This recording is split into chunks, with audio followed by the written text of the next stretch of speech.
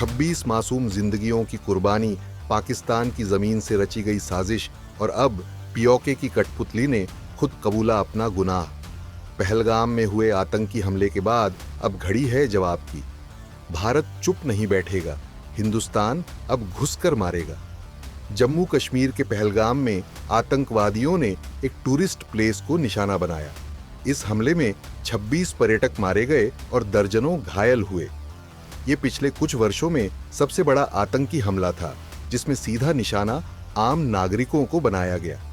हैरानी की बात यह है कि यह हमला उस वक्त हुआ जब कश्मीर में टूरिज्म बढ़ रहा था और अमन की एक नई उम्मीद बन रही थी। लेकिन पाकिस्तान और उसके आतंकी नेटवर्क को ये रास नहीं आया। हमले के तुरंत बाद पाकिस्तान के विदेश और रक्षा मंत्री सामने आए और दावा करने लगे कि पाकिस्तान का इस हमले से कोई लेना देना नहीं है। भारत अगर कुछ कह रहा है तो सबूत पेश करे। लेकिन पाकिस्तान की ये स्क्रिप्ट वहीं ध्वस्त हो गई जब पीओके के कथित प्रधानमंत्री चौधरी अनवारुल हक ने खुद कबूल कर लिया कि हमले की जड़ें पाकिस्तान में हैं। एक प्रेस कॉन्फ्रेंस में उन्होंने कहा कि अगर तुम यानी भारत बलूचिस्तान में खून बहाओगे तो उसकी कीमत दिल्ली से कश्मीर तक चुकानी पड़ेगी। यानी साफ है कि ये हमला बलूचिस्तान का बदला लेने के नाम पर किया गया और पीओके से आने वाले आतंकी इसमें शामिल हैं। हक के बयान से साफ हो गया कि ये सिर्फ एक आतंकी हमला नहीं था, ये एक राज्य प्रायोजित आतंकवाद है। ये बयान 3 बातें उजागर करता है। हमले की साजिश पाकिस्तान में रची गई थी। पीओके के मुजाहिद सीधे तौर पर इसमें शामिल थे। बलूचिस्तान के बहाने भारत को धमकाया जा रहा है।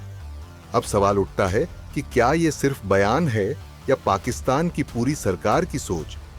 दरअसल भारत सरकार अब एक्टिव मोड में है। सूत्रों के अनुसार सिंधु जल संधि पर पुनर्विचार हो रहा है। Attari Wagah border check post पर सख्ती बढ़ा दी गई है। पाकिस्तान के खिलाफ सख्त डिप्लोमेटिक एक्शन प्लान तैयार किया जा रहा है और सबसे अहम है कि एक बार फिर सर्जिकल स्ट्राइक या एयर स्ट्राइक की तैयारी हो रही है। जिस तरह उरी और पुलवामा के बाद भारत ने जवाब दिया था, उसी तरह इस बार भी जवाब घुसकर ही मिलेगा। एक ओर पाकिस्तान की सरकार कहती है कि हम निर्दोष हैं, सबूत दो। दूसरी ओर उसका ही एक कथित प्रधानमंत्री खुलेआम धमकियां दे रहा है।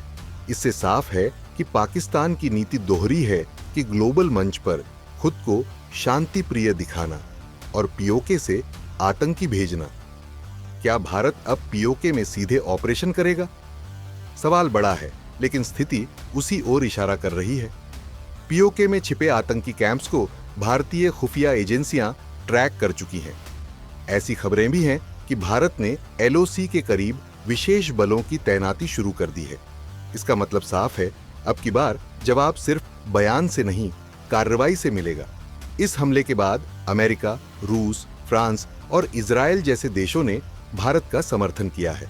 इन सभी ने आतंकवाद के खिलाफ भारत की लड़ाई को सही बताया।